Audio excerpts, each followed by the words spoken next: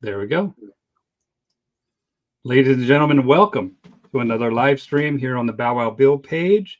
I have had a lot of time between my last live stream. Who did I do it with? Julie Hart, one of the presenters at the ICP, and we were talking about going to the ICP.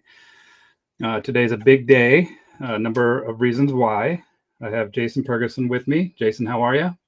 I'm great. Glad to be here. Yeah, and we just got back. We were in Savannah, Georgia. And last time I went to an ICP was, I think, 2019, was right before COVID hit.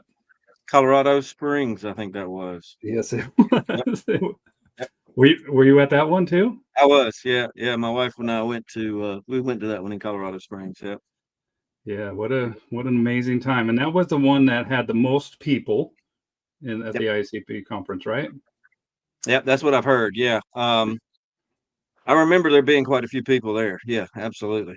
It was at a location where there were literally a mountain range right in the back of it, if I remember correctly.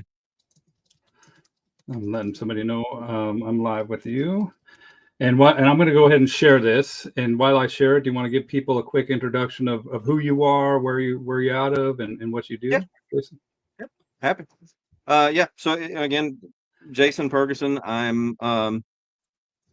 wear a couple different hats. I'm first and foremost, I'm the president of Highland Canine Training in North Carolina. We're a multifaceted dog training facility based about an hour north of Charlotte, North Carolina. It's a company my wife and I started back in 2006. So April of next year will be 20 years.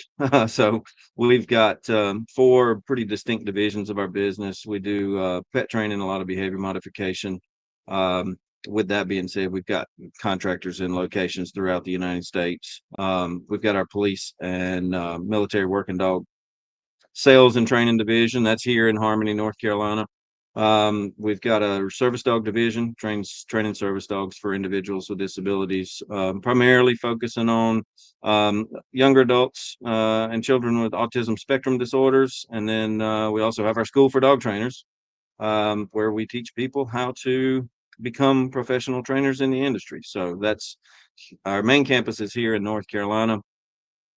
We've got our Southeast campus just north of Birmingham, Alabama, and then our Hill Country campus is in West Texas. So 3 campuses for our school. So why 3 campuses? We grew. So we grew so much. We offer 7 different programs. Our master program is our longest one. It's almost 6 months, 5.5-month program. Pretty immersive. And that grew in popularity over the years to the point where our main campus here in North Carolina, that's the only program we do here. We do that 24-week program twice a year. We historically have offered other programs, an 18-week service dog program, and then other 6, 8, and 12-week programs. So we initially opened our Southeast campus in Alabama to handle those 6, 8, and 12-week programs to take a load off of what we were doing here. And here, then, we were still doing the 24-week program and the 18-week service dog trainer program. But then, again, it continued to grow to the that we opened that Southeast campus. The Southeast campus only does our service dog training program. That's the only one they offer, and they do it about 3 times a year. Corey in Alabama, it's 18 weeks. 18 service dogs 18. Yeah. Corey does the 6, 8, and 12-week programs, and those are more specialty. Just for example, they do a 6, 8, and 12-week program for obedience and behavior modification, or 6, 8, 12-week program for police canine instructors, search and rescue, detection, protection, those sort of things. And those are offered 4 times a year. Man, you got your hands full over there. Yeah, a lot of irons in the fire. Well, and I could guess like 24 weeks. That's half a year, right? And so that's 6 months. And so, I mean, you can't, if you do it 3. Well, you said you do it 3 times a year, so you have one that's overlapping. No, we do that one twice a year. The 18-week program we do 3 times a year. Yeah. Okay, makes sense. Yeah, the 24-week we start the first Monday of January and the first Monday of July. So our current school started right around the 1st of July. Cool, man. I mean, and what made you get out of you? So you were a law enforcement officer, correct? Before this? Okay. Yep. Yeah. And so what? Started breeding, showing dogs, Labradors specifically, British Labs when I was younger. Got into going to odd and end dog shows and different things. So obviously there was a training component to it. Did a little training. When I was younger, got into law enforcement right around the time I turned 21. I was in law enforcement for about 9 months, and was selected to be a dog handler. So I became a police dog handler after about 9 months on the job, which is usually unheard of, and a little unorthodox, but that's kind of the way it happened. And then over time, handled dogs, ended up training dogs for our department, ended up becoming a canine unit supervisor. I worked vice ops pretty much my whole career, doing street crimes and drug dealers, that sort of thing. And then did that for full time for about 11 years, I think it was. And then I left there and went to work for Tar Heel Canine here in North Carolina, Oh, down wow. toward the eastern part of the state. Did that for a short period of time, and then um, my wife and I got the idea we could build a better widget, so we started this business in unofficially in 2005, but officially started in early 2006, and been here ever since. Yeah, British Labs, man. They're one of my favorite dogs for families. Yep. The English Labs. They're Yep. tanks, and they could be a little bit a handful at first, but they mellow right out. And I tell people, look, you want a lazy dog, dude. Unless you're out there working that dog, you want a lazy dog that's codependent, that likes to hang out with you, that's looking to you for advice. And so I'm glad to hear that you started with the English Labs, British Labs. Yep. Yeah, you So don't see as many today as you used to. And well, we don't see as many as we used to years ago. that's what I buy. Like whenever, I mean, I've bought in probably 12, 13 of them in the last 5 years from my clients, just that Okay. whenever they want a full size, good dog. And I got one in Sun Valley, Idaho. That's Monty's. He's worked out tremendously. Such a great dog. And yeah, I'm a huge fan. Yeah, they're all head and feet. Yeah. Yeah, they'll definitely bowl you over. But I want to get on the topic today, and basically what we're going to be talking about, you guys, is ICP. We got my cup here, and I've been to a bunch of these conferences, man, and I got to tip my hat to you, Jason. Savannah was something else. We gave it our best. We had ideas about things we wanted to do a little different. Obviously, it wasn't perfect, but the errors that were made were nominal, and I think the feedback we got was consistently pretty good. I think people had a good time. I think people learned a lot.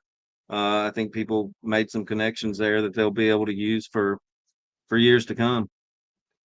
That's why these events are so important, in my opinion. And to tell you the truth, I've gone to events, and let me show you my very first event that I went to. I was showing you earlier, and this was in 2010. And then we have one of the speakers at this recent event here. There we go. There's little me. And Mrs. Cindy doing? Yep, Cindy, my good friend Cindy. I just chatted with her day before yesterday on the phone. We had a long conversation. Where was that? Do you remember? Was that Hutto? Yep. Or somewhere else? Hutto, Texas. Yep. It's Star Mark now, but it was Triple Crown. Yep. Right. And this is my very first IACP event, 2010. And I have never, ever been a member. It's about time to change that. Yes, sir. And the reason being is that I kind of took like a lone wolf approach. Right. I've started my business, and I like what I do, and I never really signed on to anything. And but I would attend these events because it was an excellent opportunity to network and to make these relationships. And that's actually the catalyst of why I do these live streams, is because I was at an IACP event chatting with dog trainers, and I was like, man, if another dog trainer could hear the conversation that we just had, I think that they can gain knowledge. And I think that we need cooperation, especially in this industry. At the end of the day, we're all in this for the dogs. Yep. And I think that it's an important role in our industry. And whether you're a trainer, a groomer, anybody in the canine world, right? It's IACP canine professional. So we have people, veterinarians, that are involved. It's a professional community, right? Yep. And it's a unified professional community, and I think that's awesome. It's today's the day that I have decided that I will be joining the IACP. So let me see if I can, and I wanted to do that live while I'm on the live stream, so anybody else that might be interested in joining can see how to do that. Okay, so we're on iacpdogs.org. I'll put a comment, or I'll put a link to this in the comments, you guys. And it looks like we scroll down the page here, become a member, and I am going to be a professional member. Okay, here we go. I think Yeah, professional membership is for, I get this question a lot. Professional membership is for individuals who have 5+ years experience in the industry. For those who don't have as much experience, we've got associate memberships, and then we also have affiliate and supporting memberships as well for people who may not be at the same level of commitment. But again, for those who are experienced professionals, we urge them to join as professional members. It comes with all the voting rights and discounts and privileges that some of the other levels simply don't offer. And I promised Todd McVicker back in 2010. So I called him up and I was like, dude, what's your number? And so I'm gonna enter in his number here. Let me see if I can figure out how to access this. Oh wait. Nope. So I'm looking at that. But while I'm doing this, do you want to explain? So we have up here +1. Yep. What's +1, Jason? Plus one is a new membership drive campaign that we started. We launched it officially August 1st, which was the last day of conference. And we, as some people may know, we have an annual board retreat, and that's where the board gets together, and we do lots of different things, strategic planning. Next year, the board retreat's going to be in Newport Beach. We always do it. Usually about 6, 7, 8 months before conference. So we get a lay of the land, so to speak, at the upcoming conference location. And this past year it was in Savannah, and we were doing some strategic planning. And one of the ideas that we came up with was to develop this year a membership campaign. So it was definitely something we had sort of in the works. But why is it +1? Well, I was actually doing a podcast, been a few months ago now, with Robert Cabral, and we were talking about the IACP, and we were talking about our membership, our current membership, how many members we had, and how we needed to increase our numbers to increase our network and increase our voice, which we can get into later if you want. But and one of the things Robert said was, we got 3,000 members now. If everybody brings just one other person along with them, then we can simply double our size of our organization in a really short period of time. So that kind of stuck with me. And that's why I kind of came up with the name +1. It was stolen from Robert during that podcast episode. So full credit to Robert Cabral for kind of coming up with the name. So we called it the +1, just kind of playing on that cliche a little bit, campaign. And what we do is we encourage people to bring or invite one other person. Now, if you do invite people, there's obviously some perks for the people who are recruiting for us. So Todd, if you put his number in there, he's going to get a free t-shirt at the end of the year, and he'll go on the leaderboard wherever he stacks up on that leaderboard. So we've got a page on the website specifically for our +1 membership campaign that kind of has a running leaderboard, a bit of a running tally. So what kind of progress have we made throughout the year? The program runs from August 1 to July 31 of 2026. So if you bring on 25 people within a calendar year, you actually get a free ticket to next year's conference. So it's a paid ticket to next year's conference. But we've got other perks at different levels. Well, dude, I have signed up. I am a member. Todd's going on the leaderboard. Yep, Todd's on there. I got him a free T-shirt, man. So just Perfect. to start there. So congratulations and welcome to the family. Thank you, buddy. It's about time. And after this event, I was just like, man, I got to be part of this. And I think that it's important, especially in this day and age where we have so much misinformation out there and people that try to think with their emotions, especially when it pertains to dog training, that we come together, right? Strength in numbers. And, for those that are not familiar, what is the mission of the International Association of Canine Professionals? What is our mission? Yeah, what would you say the mission is? Well, I can read you what it says on the website, but I'd prefer not to. I'd rather give you kind of my version of it, to be honest with you. Let's do it. Our focus is multifaceted, to be honest with you. We want to educate. Obviously, that's important. That was incredibly important to Martin Dealey, who's kind of the founder of. Look at there, got a certificate. So where do I find my number? 17999. And 17999. Yep. Yep. So everybody, if you sign up and you enter in my number 17999, okay? So that's it. Everybody. We need number 1800. I mean 18,000. Yeah. Here shortly. So Martin Dealey was the founder of the organization way back in 1999 is when things really started rumbling. And I know this because I've recently been working on a web page. I'm not finished with it, but I'm hoping to launch it soon. And it's really sort of a brief history of the IACP, why the IACP was founded, how it started, who were those people who really kind of got the ball rolling with it. And there was a number of people. And it's really an interesting story how this organization came to be many, many years ago. But Martin's big focus was education. So that's still obviously one of the pillars of the mission of the organization is to educate our membership and the public about professional dog training, fair, ethical practices in dog training. There's Martin. Yep, Martin in his lab. That's a pretty famous picture of him.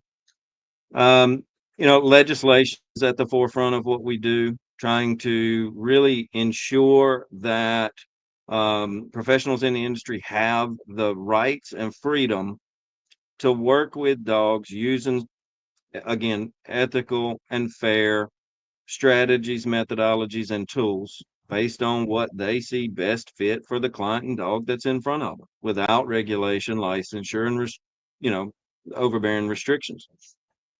We do offer certification through the organization, so that's another one. And then just as important is member support, right? We want to support our membership. We want to create those networks. We want to make sure that they're successful because their success is our success. Amen. And then not only that, but then the network and opportunities that we get from these conferences. And one of the biggest takeaways that I've always gotten from these conferences is realizing how much I like my colleagues, how much I love my colleagues, man. Yeah, you get a bunch of dog trainers together, you can have a real good time, believe it or not. And it's really strange. And I've had this conversation with other people. You take, we had a little over 300 people at the Savannah conference, which a number we're pretty proud of. It wasn't what we could have had, but it was a vast improvement over the previous year at Fort Worth. We had 304, 305 ticket holders for that event, right? With speakers, sponsors, board members, every staff, it was probably close to 370. You put that many people in a building, and it's amazing how many really just incredible connections you can make.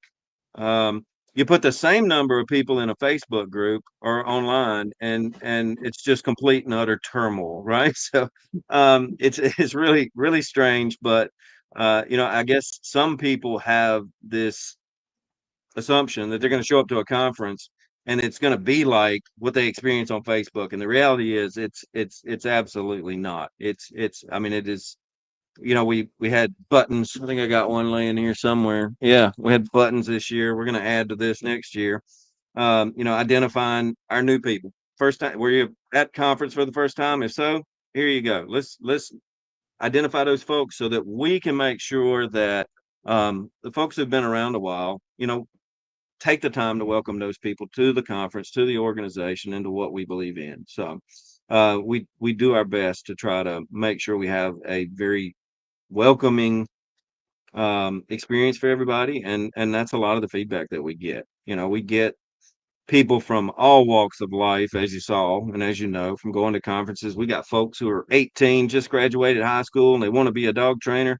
And then we got folks in there, our age, my age, who've Our been age. doing it a really long time. And, it again, it creates this environment, very dynamic environment, that everybody benefits from. Yes. Now, what would you say is different from other professional organizations? What's unique about IACP? Um, well, I think probably the thing that comes to most people's mind right at the onset of that question is, um, again, the IACP is one of few, if not the only organization who puts in as much effort as we do to ensure, again, that owners, pet professionals, pet trainers, people who are working with dogs, again, have the freedom to work with their dog in the way that they see best for that particular dog. Everybody's got their own system, their own strategy, their own methodology. And, as long as it's fair, humane, and ethical, we don't care. We want to make sure that you're able to do what it is that you think's best in that situation for that dog and owner, given the knowledge and experience that you have. The way I train dogs is probably potentially vastly different than the way you do. You're getting results for your clients. I'm getting results for my clients. Let's keep at it. Let's do what's best for the dogs, right? If we can do what's best for the dogs and we keep that at the front of what we're trying to accomplish, and obviously we've got to do what's best for those owners at times too, to get the buy-in and commitment to make this a lasting relationship that they're both going to benefit from. If we're focused on that, we really can't go wrong. Amen. And the one thing that I noticed, man, is that ICP, you can bring your dog, Yeah. right? So we have so many dogs running around there. And just think about that, you guys. Like a lot of these associations that are out there, you're not allowed to bring your dog. And I don't know if I mean, we're dog trainers, we're dog handlers, and the proof is always in the pudding. I always tell my clients, don't believe me, let your dog be the expert if this works or not, right? They're gonna let you know if I'm full of it or not. And I thought that was one of the biggest and one of the most amazing things that I saw was everybody with their dogs, and that's how I look. Actually, at the beginning of this, man, when I was a new trainer, I'd watch people at the ICP, and I was like, I want that. I want that relationship with that dog, and now I can walk over and talk to the handler, learn from who they learned from, or learn from them directly. And so it's a great standard of proof that the concepts that we are practicing are real and they're proven, right? Yeah, that's one of the tricky things about the planning of these conferences. We have to have a location, obviously, that's dog friendly, but just because they're dog friendly doesn't mean they're going to allow the number of dogs that our membership wants to bring. But it's pretty amazing to have that many people and that many dogs staying in one place all day together and never have an issue. So that I think in itself speaks volumes about what's happening at IACP. Now, so I just signed up. Okay. What are some of the benefits that I will receive by joining the ICP? Okay. Well, first thing is you're going to get access to parts of the website that you're not going to have access to um, without being a member, right? So we've got a lot of stuff behind a paywall. We've got previously recorded educational content, webinars, all of that stuff's on the website. Now that you're a member and you have access and credentials to log into the site, you're able to go on there anytime you want to, 24 hours a day, watch that stuff. Um, You have Love it. access to other content on the site as well. You're now going to get a significant discount on your conference ticket for next year. We're going to be in Newport Beach, California, August 18th through the 20th next year. We're pretty excited about that. So you're going to get a discounted ticket or be eligible to get a discounted ticket on that. We've got a number of sponsors and vendors that work and partner with the organization that also offer discounts to professional members. And there's quite a few of those that you're going to have access to now. The next thing you need to do is go on and join our members only Facebook group. There should be a link in the email you got. If not, you can search for it online. It's ICP members group on Facebook. Fill out all 3 questions and we'll let you in, and gives you a that gives you access to a group of individuals globally. We've got people in there literally from all over the world.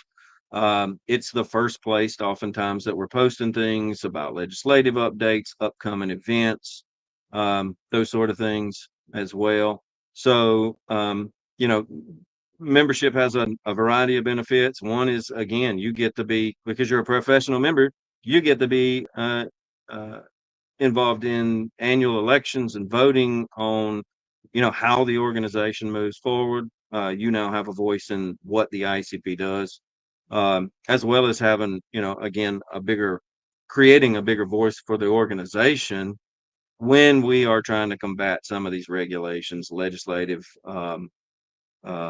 things that we got going on right now in New York, Massachusetts, Singapore. Yeah. It gives us a lot more leverage when we have more people, not only here in the US, but globally. Well, and I remember you saying earlier that we have people from 18 years old, just barely starting out, and then you got the old guys like me, like you, and some older guys like Nelson. Yep. Sorry. Can you share it's like different, like how does it support those guys? How does it support, since there's a vast variety of trainers there that we're dealing with?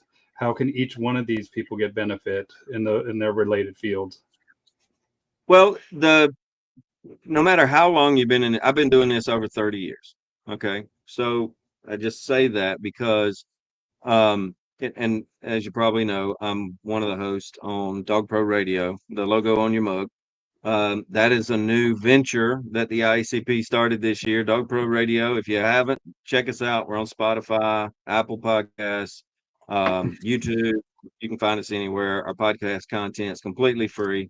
And we've had some great folks on there already. We're to episode 18 or 19, I think. I think 19 drops this week. But I'll be honest with you, I've been doing this 30 years, and I'm getting an opportunity to connect with these people on the podcast, connect with these people in the Facebook group, connect with these people at conference. And I'm still learning stuff that I'm able to use and apply in my business all the time. I mean, I really am. And I've been doing this a long time. I also, counter to that, get the opportunity to share some of what I've learned with some of those younger folks who come on. So that's obviously a huge benefit for them. You talk about Nelson, and I'm not calling people out, but you got Nelson and Cindy and people who've been around this organization since its inception, in 1999, 2000. They've been around for a really long time.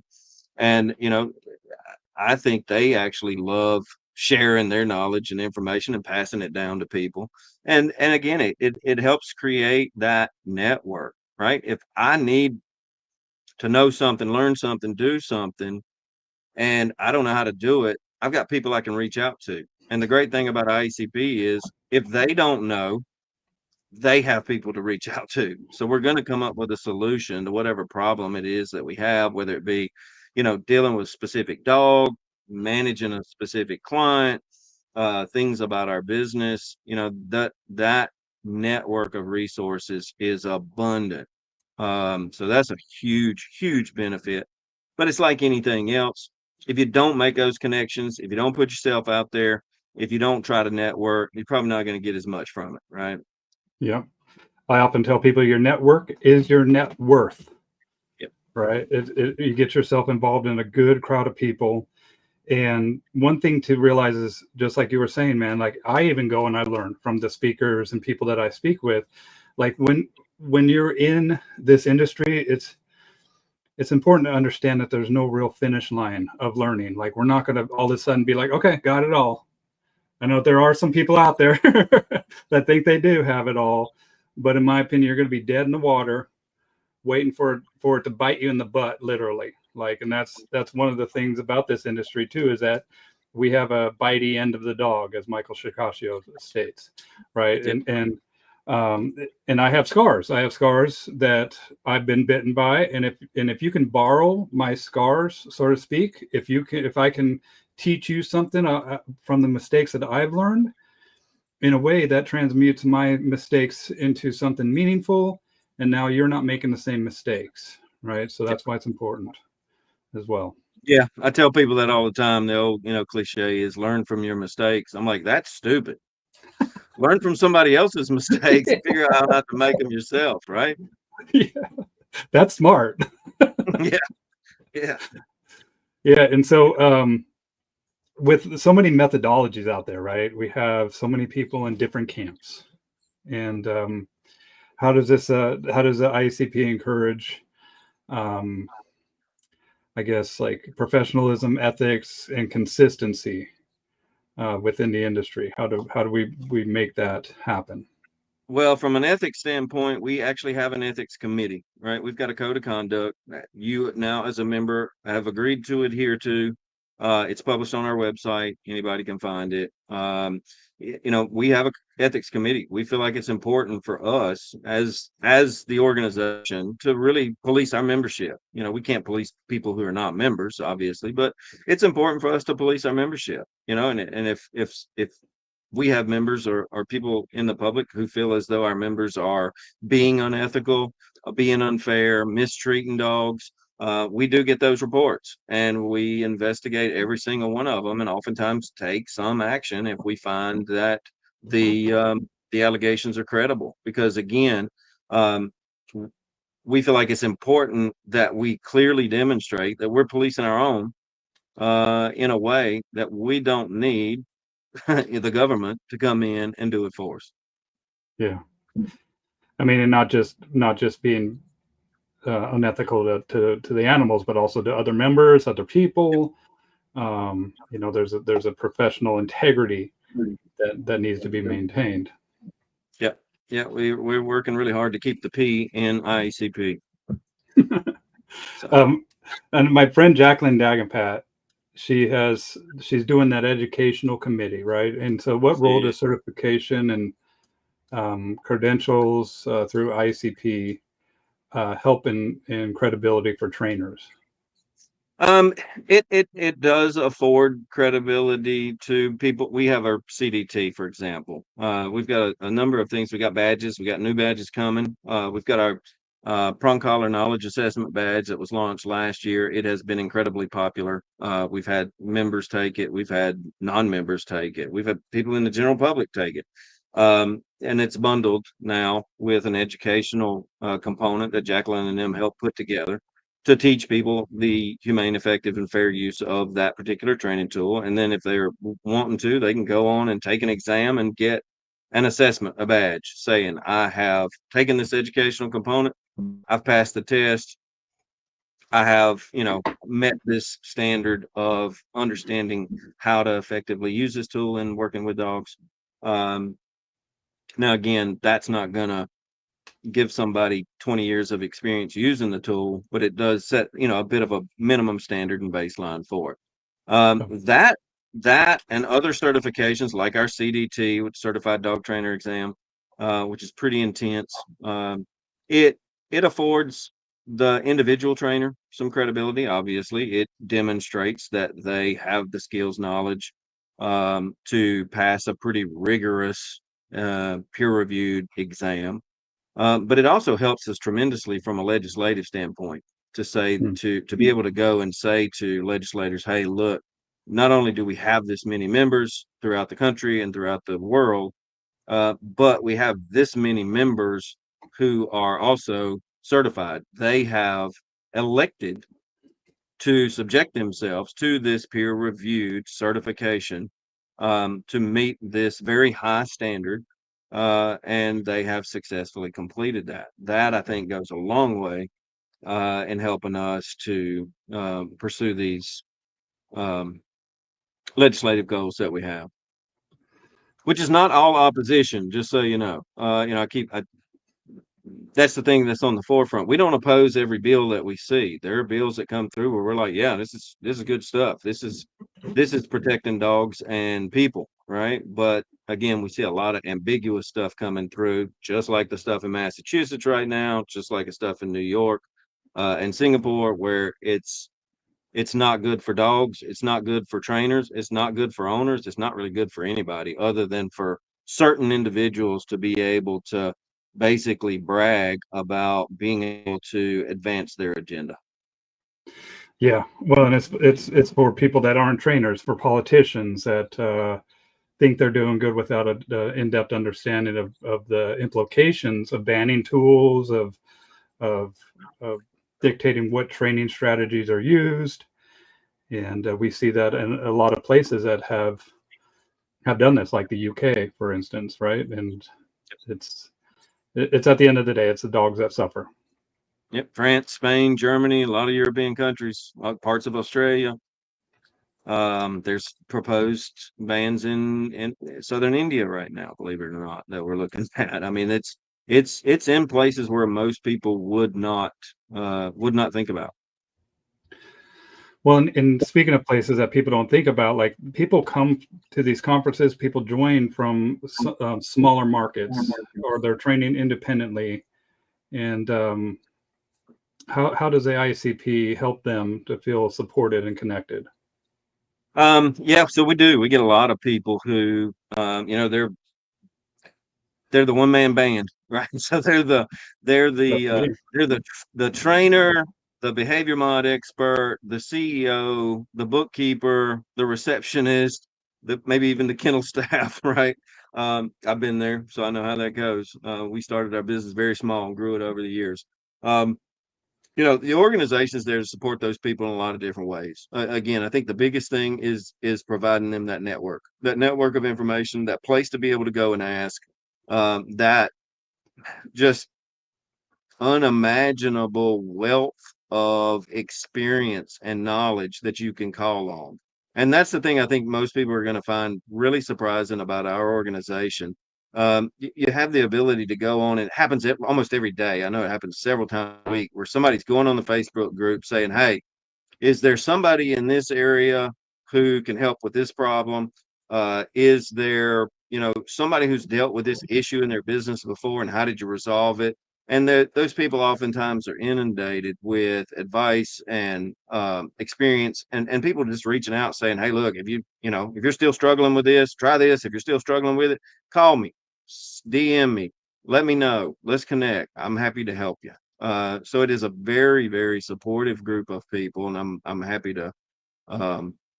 happy to be involved with the organization just because there is such an amazing group of people that we have, who are doing what they can every day to look after each other and make sure that we're doing what's right for the dogs. Yeah, that's why I say your network is your net worth, right? Because you're cashing in on that. You have, and Jason, whenever I get a question from somebody that I don't know the answer, I'm like, great question. Let me look into this. Let me figure this out. And there's a solace that comes when you know that you have a group of people that you can ask feedback on. Yeah. And that by itself will lead to confidence and success, in my opinion. And we belong to an industry with a very high burnout rate, and I think that that's another, especially if I grew and then I went back to being small. I started having a bunch of employees, and I was like, this isn't for me, man. This, and a large overhead, and pretty soon I wasn't working with dogs at all, and I realized that I needed to restructure it and maybe take a couple steps back before I start to walk forward again. But I'm so grateful that I have a network of people to ask questions, to get feedback on what they would do in this particular situation. And sometimes it's just a nuanced thing. right? It's like something that a dog just did that I'm like, huh, I've never seen this before. Has anybody else ever seen this? And I call Nelson a lot because of that stuff, because he'd seen it all. I just like his perspective on dog language, Yeah. and to get his feedback on what I've experienced, and especially if you're out in the middle of nowhere, man, it's cool to be, tapped into a network of people that is accessible 24/7. Yeah, and the reality is you're going to run into problems. Whether you're starting a brand new business or you've been in business for 10 years, you're going to run into problems, whether it be with the business side, the client side, or the dog side. The reality is you don't have to solve all those problems on your own. There is a network of people out there who probably run into that problem a million times before, and they're happy to help. So what are the priorities now? And what I mean by that is, like, I see some change happening. And I saw after the COVID pandemic and all that things kind of went a little bit, how do I say this? I guess a little bit scattered in the wind, so to speak. Does that make sense? How things kind of just deflated Yeah. a little bit. We had Colorado Springs, which is the highest number. Then we had 3 years that we couldn't do anything, and then Minneapolis was the first one back. Is that correct? Sawgrass. It was Sawgrass in 22 was the first one I think back. That Okay. was just north of Jacksonville. Um, Is that right? Yeah, it was Jacksonville, Sawgrass, and then after that, Minneapolis, after that, Fort Worth, and then this year. Yeah. So yeah, it was 2 years, no conferences. Not only were there no conferences, I think there were just a lot of cogs in the wheel with the organization for one reason or another. Mm-hmm. So I've been a member of the organization since '07. And I'll be honest with you, for many years, that's what I was. I was a member. I didn't participate much. I didn't offer much. However, probably, I don't know, 10 years ago, maybe more ago, our business started sponsoring the organization, so we became sponsors. Um, we were sponsors during the period of time in which you're talking about, pre-COVID and then after COVID. And yeah, we definitely, from the perspective of being a member and the perspective of being a sponsor, we saw some pretty big shift in the organization. And I'll be frankly honest with you, as a member and sponsor at the time, I didn't see it as a positive shift at all. So, just pretty much calling a spade here. It was not great for a while. It really was not great. And the recovery from that seems to have been a bit of a bumpy and long road. But I believe that we have the right people and we're on the right track now to move this organization well forward from where it was. I think we can get back to those pre-COVID conference numbers. That's tough because people got used to doing things virtually during COVID. So, getting them out of the house and getting them back in those seats at conferences is a little bigger push. But I think we can make it happen. We grew conference numbers this year over last year by 50%. Fort Worth, we had just over 200 people. This year, just over 300. Next year, we're shooting for even bigger numbers. I'll be honest with you. I'm pretty ambitious, and we've got a board of directors right now that is incredibly ambitious. And we've done a lot to try to get us moving in the right direction, and we've got some pretty big plans to keep that momentum going. To be honest with you. Oh, I love it. And I love the fact that, just like we were talking about how we have a network of people for when things go wrong, there's nothing different about the organization, man. There's growing pains. There's times of growth and just figuring out who you are. And just like I was saying, sometimes we have to take 2 steps back to take 10 steps forward. I didn't hear good things about the Fort Worth. I heard that it was, it was just, it wasn't good. And so I was trepidatious about going to Savannah, Georgia. And honestly, shout out to Nelson again. I called him up. I was like, dude, are you going? He's like, I'll be there. And I was like, I'm going to be there too, just because I miss my friends. right? And I just wanted to see, and I've never been to Savannah, Georgia, and I just wanted to kind of check the temperature, I guess, of where ICP was. And I was blown away, man. I was just like, dude, this is cool. We're back. It's back on a totally different scale. It's back on a totally different, but good feel to it, I guess. Like, and so in the future, what are some things that you're excited about, that members should be excited about, and why should they come to Newport Beach August 18th? Well, back to Fort Worth. I'll tell you about Fort Worth. That conference location was decided. That was 2024 conference. So that location had been decided in 2023. I joined the board in 24, so the location had already been decided. I joined the board of directors for ICP. I've told this story on other podcasts, actually on ours, in the very first episode. I came, again, been a member since 07. Been a sponsor probably a decade. I came to the board of directors I put my name in the hat as a member elected position in late 2023.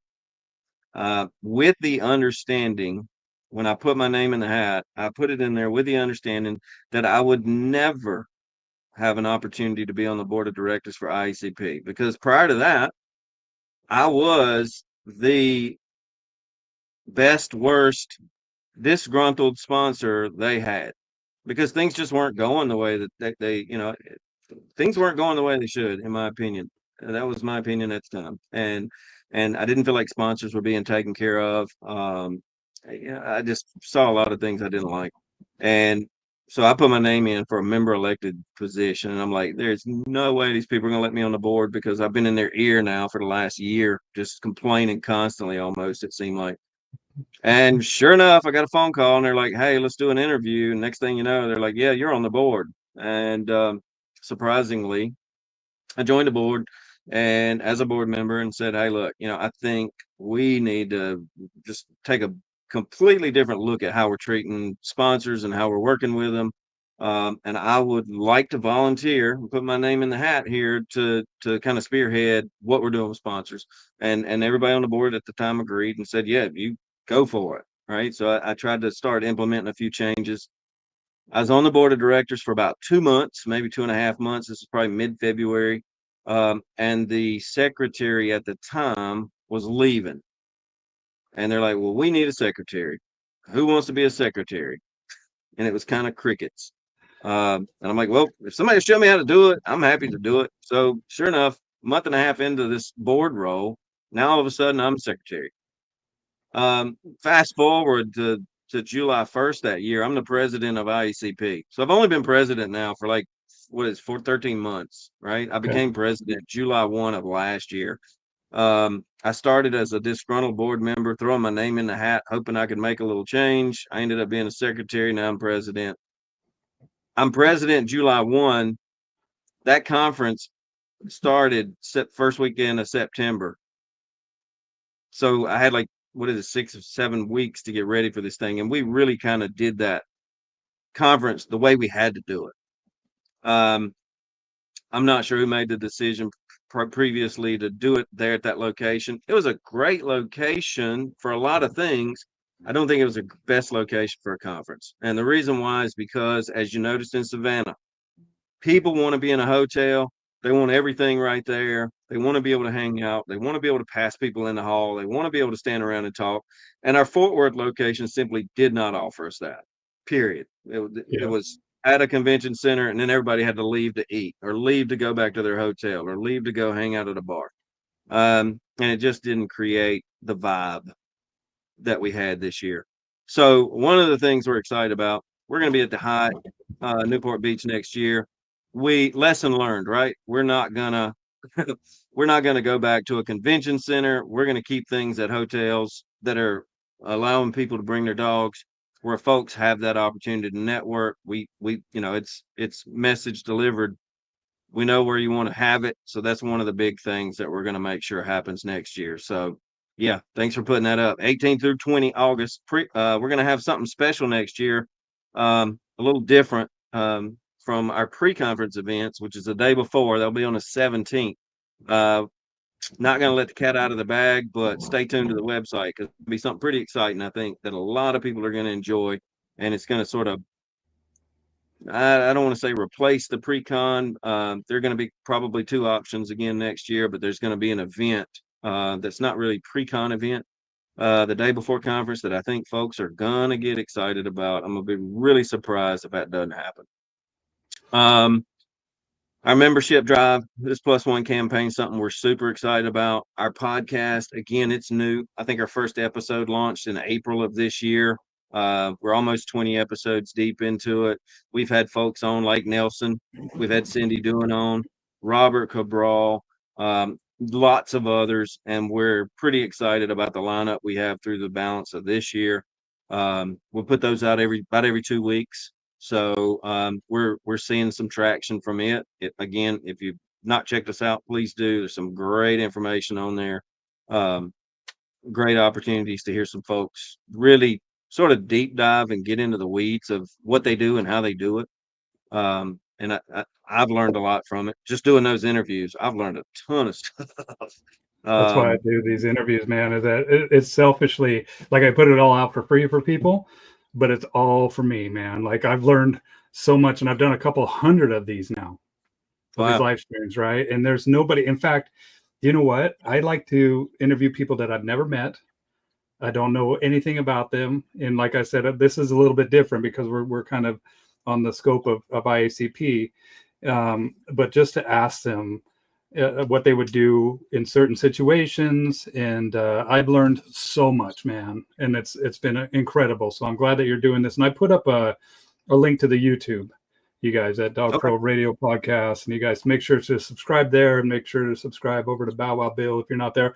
And speaking of the Plus One, man, I think that we should have, like I called my buddy, do you know about Atlas, the supplement for dogs? Yeah, this Dr. Robbie Iyer. And I called him right when I came in. And I was like, dude, you need to be a sponsor. You need to be at the next conference. So I think you should also do possibly a sponsor Plus One for members too, if they know anybody or have a business that they want to do or that they believe should be sponsoring as well. And also just my buddy Greg, who is ecaller.com, he was blown away. He's going to up his sponsorship level. Already did. Yep. What are the, so if you, do you want to talk about sponsorships or what that means for people? So how does somebody become a sponsor? Because I know I have people that own businesses. I have a lot of people that watch this that are all over the dog industry. So what does that look like? Yeah, so we've got a number of sponsorship levels. This sponsorship is near and dear to my heart, as I mentioned earlier. We've been a sponsor for a long time, and we've created a little different space and a little different environment, added some value to sponsorships over the last year. So we've got a number of levels from bronze all the way up to diamond. We're actually probably going to restructure that a little bit. We're looking at restructuring it in the near future and maybe even adding a few more levels for people who, want to support us, but maybe can't get in at a certain level. Sponsors have a number of benefits depending on what level they're at. We're platinum. Highland Canine is a platinum sponsor, and we've been platinum for quite some time. We've got a diamond sponsor this year. It's the first year we've had a diamond sponsor. It's Unleash Marketing. They have been great to work with this past year. We've got most of our folks come in at platinum. As you mentioned, eCollar Tech, they were gold sponsors, and after conference, John reached out and said, "Hey, we want to take it up a notch." So they moved up to the platinum level. Platinum sponsors get a double booth space at our conference. They get ads in our CPJ that goes out to our members. They get logos and ads on our website. They get platinum gets 30-second ad spot, either video, audio, or we can record it on the podcast. So there's lots of benefits for sponsors. We've got sponsors. Those are corporate annual sponsors, so they get benefits all year. And then we also have vendors. Those folks just come to conference. They set up. They get the benefit of networking and reaching our membership at conference, but they're not necessarily supporting us throughout the balance of the year. Corporate sponsorship's huge for the organization. I said it at our sponsor dinner at conference. Without our sponsors, honestly, we may not be here. I mean, that's how important those people are to us. And we've got folks who've been with us a long time. E-collar manufacturers, Blue Nun, tons of folks who business insurers, these, and I don't want to miss folks, but they're all listed there on our website. We encourage our membership to go support them. Again, a lot of them offer discount codes and deals just strictly for members. So that's a plus win-win for the sponsors and for the membership. Yeah. So yeah, the sponsors are huge for our organization. Dude, I'm glad that you had that experience that you had, because without that experience, who's to know, right, of how to take care of it? And just because Diamond, I put up a link, you guys check out unleashedconsulting.com in the comments there, and show some thanks for being their only Diamond sponsor. I went and saw them at the booth as well. So shout out to them. But yeah, now you know. And you also have the knowledge of being a police officer from other conferences. We were talking about the HITS conference that you'll be at next week. And I've been to many different conferences, and that's where I was so blown away. I'm like, oh, we're finally arriving, man. Because I've been to a lot of these, and I loved them. They were great, but there's so much more value that is being left on the table. Does that make sense? Yeah, absolutely. Yeah. Yeah, we worked real hard this year to make sure people knew that they were at a real event uh, that they could remember and reflect on. And we be honest with you, we wanted to create a conference this year in Savannah. And you mentioned, right? You heard bad things about Fort Worth. I did too. It was first conference I was president at. I didn't, I took it to heart and said, hey, look, we did it the way we had to. Let's do it a little different next year. We wanted to create an event this year where people said, you know what? I had such a great time. I got to go next year. And I think we did create a little bit of that with some folks. We had a lot of new people there. I don't have a head count on exactly how many people, but our post-conference surveys really show us that there were tons of folks who were there for the first time. They had an amazing time. They're excited about coming back, and we just want to keep that momentum going. But we want some new folks again next year too. So Yeah, and I know Pat Stewart says that he might go, so we might have the crowd from Australia coming up. And you know about FOMO, there's a thing called fear of missing out. yeah, And I saw so many people have FOMO. So don't have FOMO next year, you guys. Come, let's shake some hands. Let's look each other in the eye. Let's have some good conversations. And I think that it's important, like I said earlier, to realize that you're in a community, you're in an industry where you really like a lot of the people that are doing the same thing that you do, and it's a refresher, man. It is it recharges your passion, and it's important to not just think that you can get this recharge by belonging to these Facebook groups and typing on the keyboard. Get around people, man. Share some hugs and become friends, man. This is important. yep. Face to face, I'm telling you, those face to face connections are invaluable. Absolutely invaluable. So next 5-10 years, what do you see the dog training industry, and how do you see ICP guiding that future? Um, well, our plan is to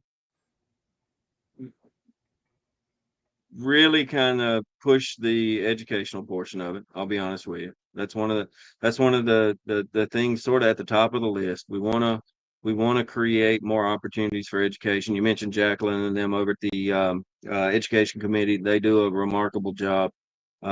She's fairly new to that position as committee chair, but she's done a bang up job since she's been there. Um, you know, we really want to create a space, an educational space, not only online but in person at our conferences. We've got a we've got a pretty amazing lineup next year. Those announcements have not been made, but they're coming. So stay tuned to our Facebook page. Stay tuned to the website. I'm working on the conference page for next year, and we're going to be rolling those out. We got a lot of good information from the post conference surveys, and we heard from people who were there who they wanted to hear from, and we're doing our best to get those people lined up. So we're pretty excited about that. I think we got a lot of work ahead of us on the legislative front. I really do. Okay. Marlene does an amazing job with our legislative committee.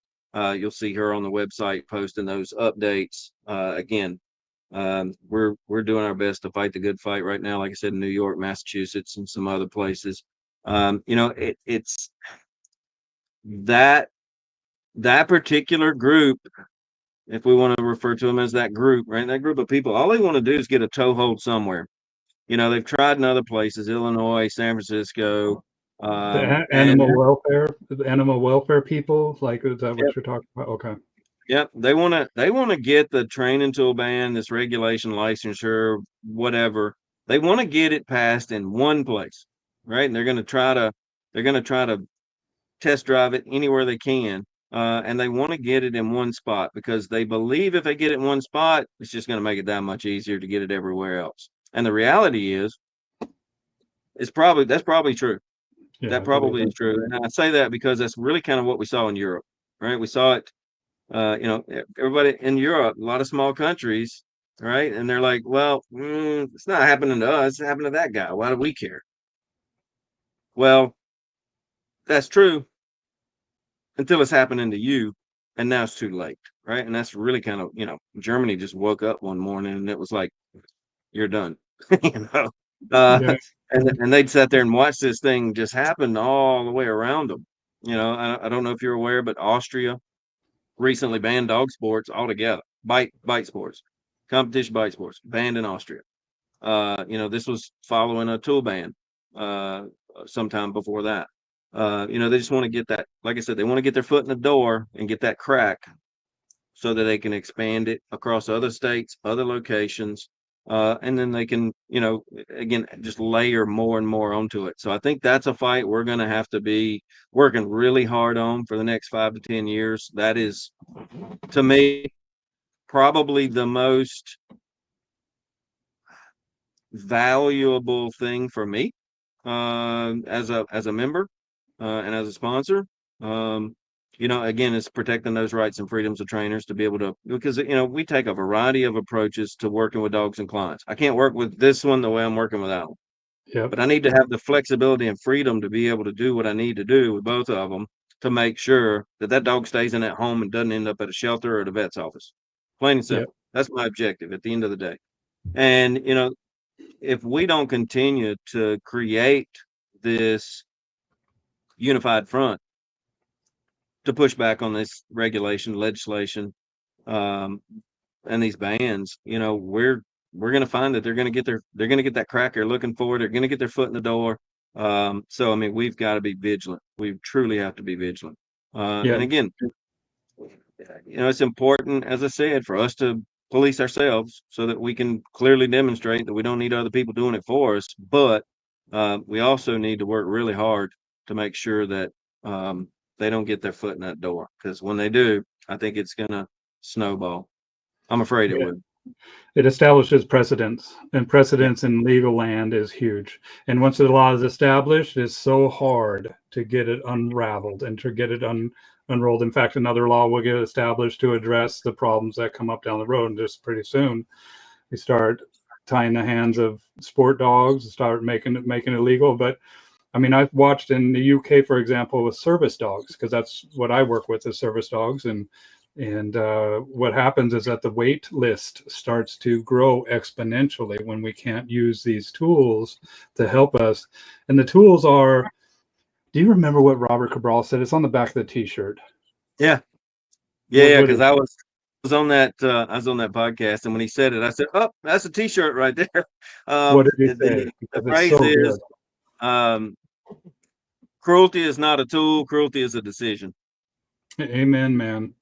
Yep. Right? You can be cruel with a harness. You can be cruel with anything as long as if you have that mindset, and to realize that, like, the last thing I ever want to do is hurt a dog, and that these tools are effective and efficient ways of communication. And just like you're saying, sometimes I have a dog that's 80% one thing and 20% another thing. And that's what I preach.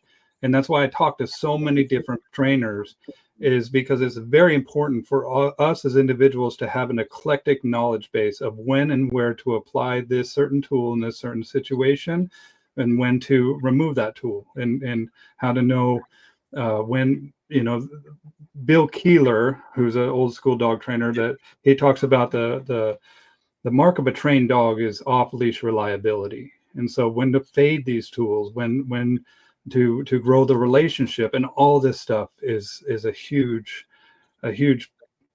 kind of puzzle, right? And we have to be unified in order to keep using these tools.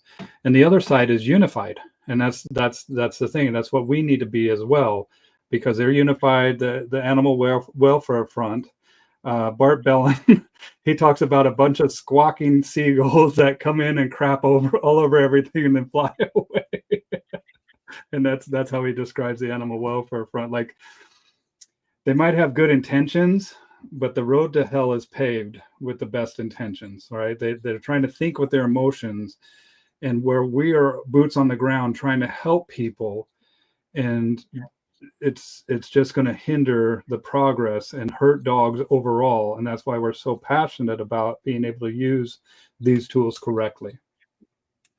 Yeah, and to that point, I've been saying this for a really long time. The tools that are used in probably the most, in my opinion, and used improperly, probably more often than any other tools, are right here. How often are we using our hands with dogs, and how often are we doing it correctly and incorrectly? I mean, I know you've seen owners who've come to you and during behavioral interviews or assessments, they're admitting to smacking their dog on the head or smacking them on the muzzle or hitting them on the rear end. I mean, with these things, right? And these are also the things that we use to pet them and feed them. And, we corrupt our hands as training. These are big training tools, but nobody's trying to ban these, right? Nobody's saying, let's get rid of leashes. Let's get rid of people's hands. So yeah, to Robert's point, cruelty is absolutely a decision. It is not a tool. And the reality is you're never going to legislate evil. You're never going to legislate cruelty. Those people just unfortunately exist on this planet, and we can't create legislation, regulation, and rules that are going to negatively impact the masses to try to create a situation that's going to protect everybody from a select few people who are going to be evil and cruel anyway. Amen. And I'm so glad for law enforcement, because that's not who I am. And like, people that have seen this evil in the eyes, right? Because you guys have a different subset of knowledge, and I've been taken advantage of, because I tend to be a people pleaser, and I tend to be a little bit gullible, a little bit naive. And I'm glad that I have a network of people that I can, use to qualify evil in this world. And so you have a different perspective because you have seen it. And I think that most people are good. Would you agree, Jason? Absolutely. Like, absolutely. Yeah. And it's natural for us to mirror, what we are on other people. So if we're a good person, we think everybody's good. But it's also on the flip side too. If you're a shyster, you believe everybody else is a shyster. And it's important to, like you said, police ourselves and get into a network where we can qualify the good people, but also to call out the bad people, because that's what they want. That's what they don't want the most, is to be found out. And yeah, and what the other side, what they want most is to, be able to portray people who are using training tools as cruel and evil people. And if we're working really hard to make sure those people don't exist in our membership, it protects everybody in the organization, because we're not giving them the opportunity. We're not giving those other folks an opportunity to point out rotten apples in our midst. yeah, I think that's important. And I think that it's important that we do something about it too, right? Absolutely. Instead of just one ear out the other. We need to take action and get these people the hell out of here, as soon as they start displaying that type of behavior. A couple more questions for you, Jason. What advice do you give somebody that is considering a career in training dogs, or any other professional service pertaining to dogs? I get this one all the time. And I'll say that I'm oftentimes approached by people, and it seems to be happening more today than it was even 20 years ago, You know, people who are like, you know what, I want to be a trainer. I want to be somebody in the dog industry. Uh, and a lot of times my first question to them is why. What motivates you to do that? Why do you want to do this? It's not the easiest job, as well as I do. This is not the easiest job. Animals they're a 24/7 business. It's a lot of working outside. It's a lot of walking. It's a lot of moving. It's not easy. Why do you want to do it? Dealing with And poop. oftentimes, yeah, it's a lot of mud and poop. Yeah. So what I often get is, well, I love dogs, but I hate people. Dude. And the first thing I tell folks is, well, this is not the business for you. This is not the industry for you because, as much as people think that we play with puppies all day, the reality is we spend 95% of our time training people. And training dogs is easy. Training people is where you earn your money, in my opinion.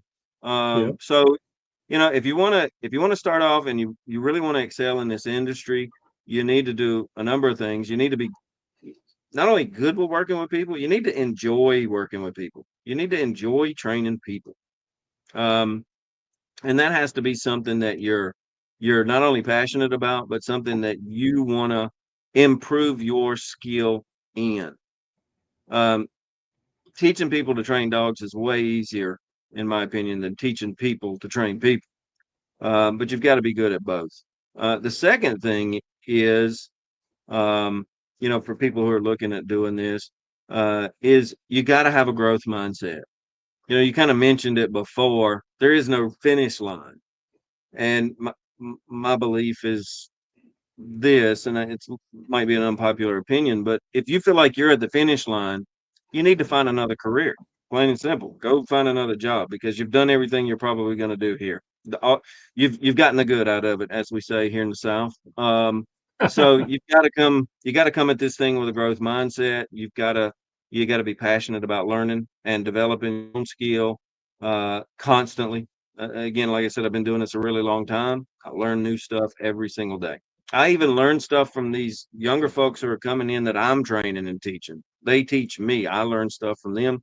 And sometimes what I learn from them is a better way to teach people, right? They present me with a situation and it's like, you know what? I didn't have the opportunity to communicate with them in a way that I feel like they're going to walk away truly understanding what it was that I meant. Let me reevaluate how I do that so that when I'm presented with this situation again, and I take the time to kind of pick their brain a little bit, how can I do this and present this in a way that's going to be better for you to understand it and apply what you learn? So, I think those are probably some of the biggest things that people, mechanics, teaching people the mechanics of training dogs, it's really not that hard. It's all the other stuff that you gotta that you gotta be really good at to be successful in this industry for some period of time. Yeah, love people, man. And that, what it made me laugh was that used to be the question that I would ask every single person is like, what do you do when you're told by somebody that they got in the profession because they love dogs and they hate people?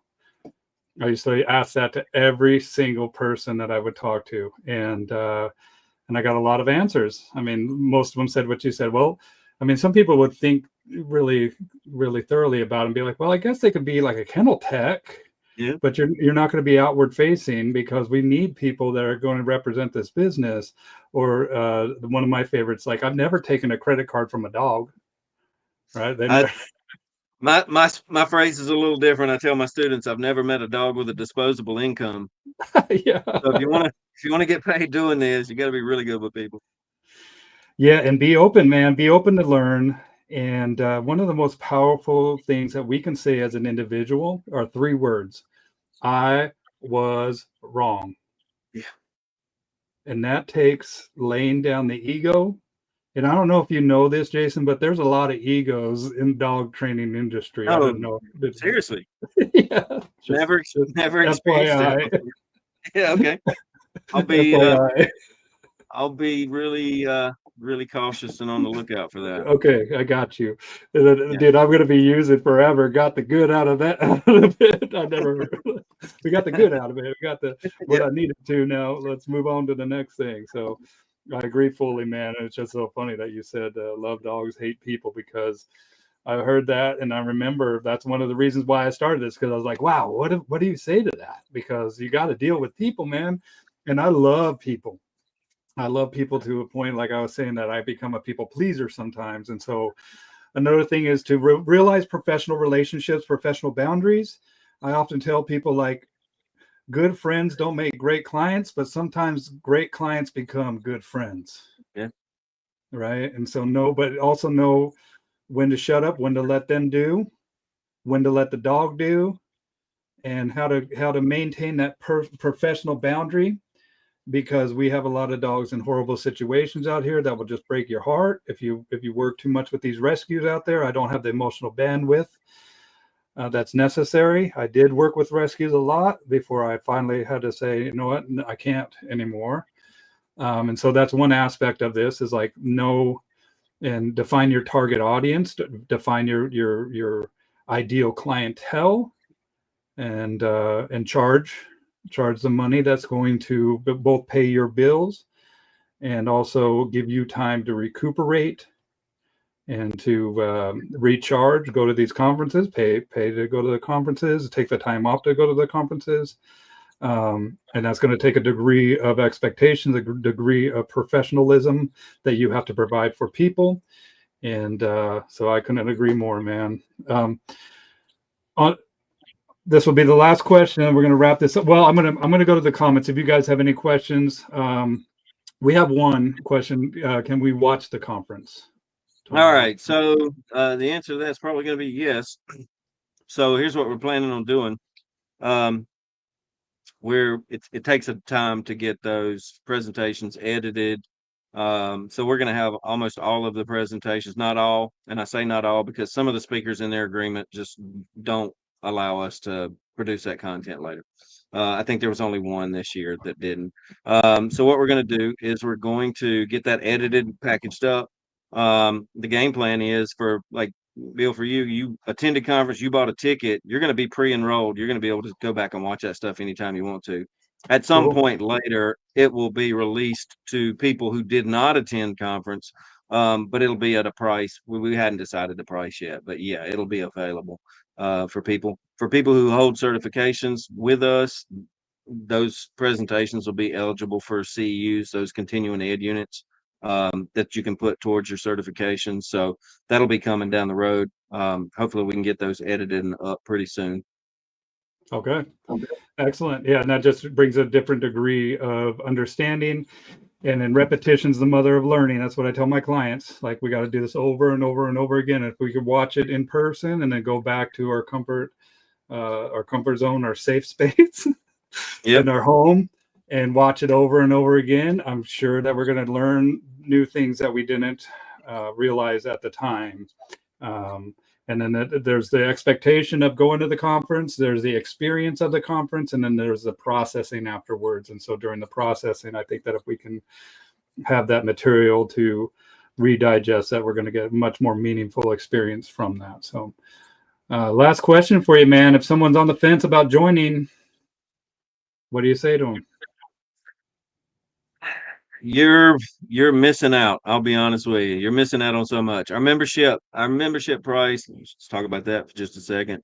Annual membership with IACP is just a little over $10 a month. I mean, it's $125 annually.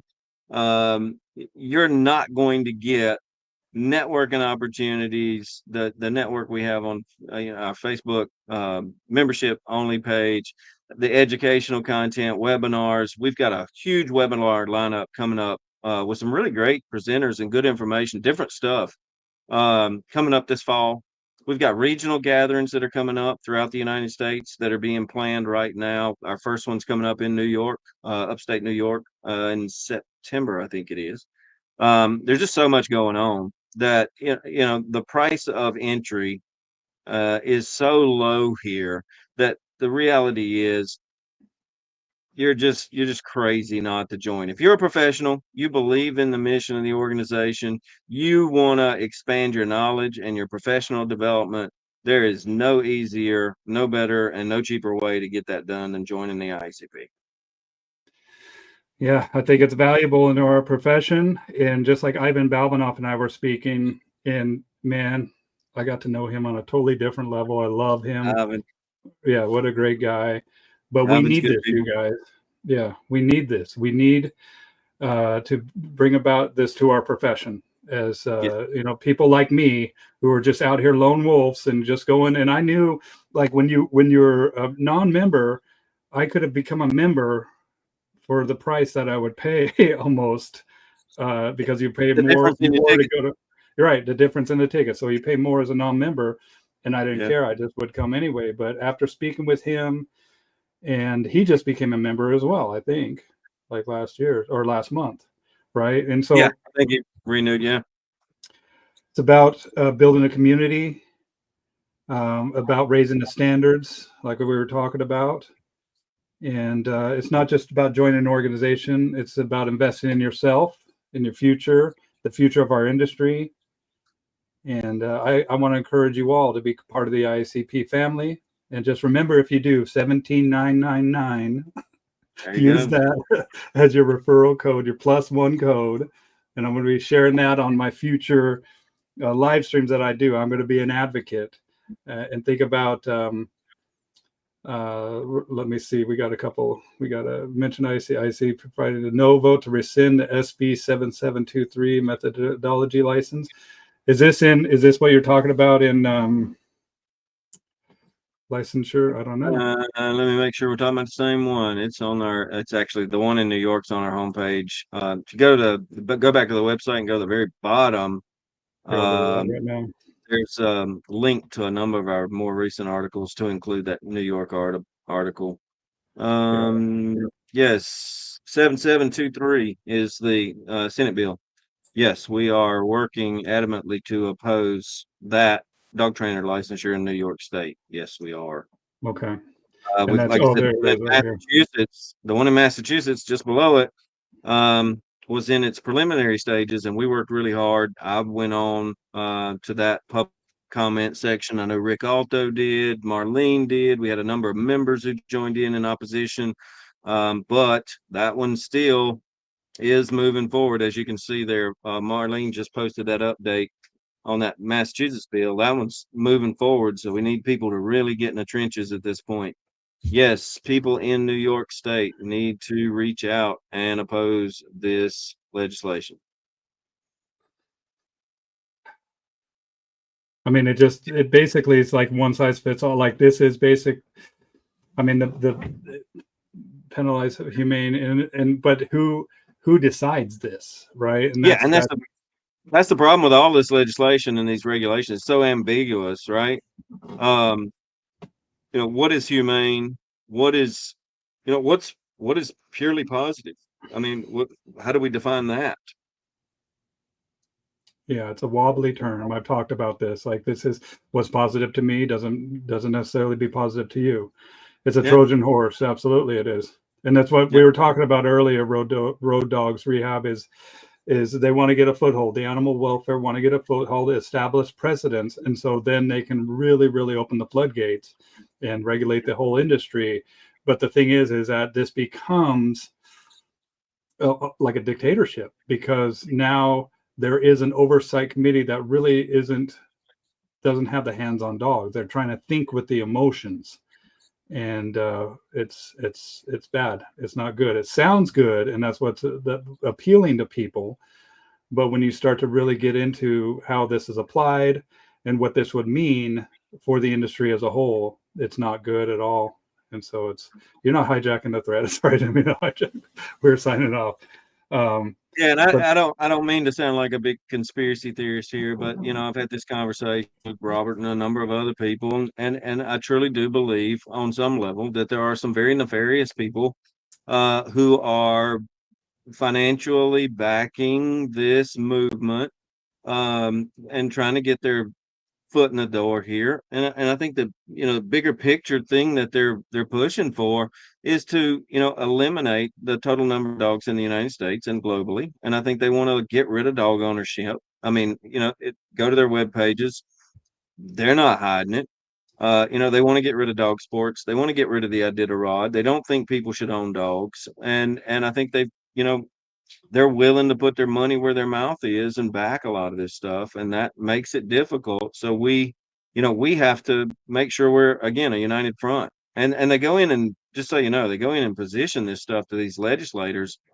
And oftentimes what we find is when they have these open comment sections or these opportunities for individuals, for example, in New York, to write their legislators or call on their legislators and say, "Hey, look, I oppose this."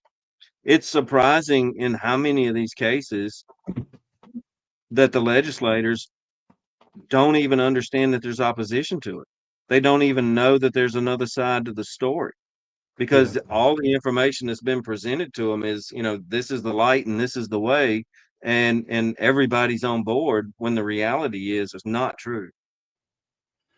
Well, it's also they utilize they cherry pick the information in the most extreme cases that they'll show these people, and not realizing the benefit that's really being affected in dogs. Oh, like in the lives that are being saved by people that are applying this stuff humanely and ethically and properly, in my opinion. And so we need to get together, you guys. It's cooperation for the betterment of animals. And you're right, like the PETA, people for the ethical treatment of animals, they've said like we should not own pets. Yep. And that's what we're talking about, the animal welfare front. And there's a few other organizations that are steamrolling this, and we need to get in front of it and just show, hey, look, we are unified, and we do have big numbers, and we know what we're talking about. Yep. And so join IACP, you guys. Come join us.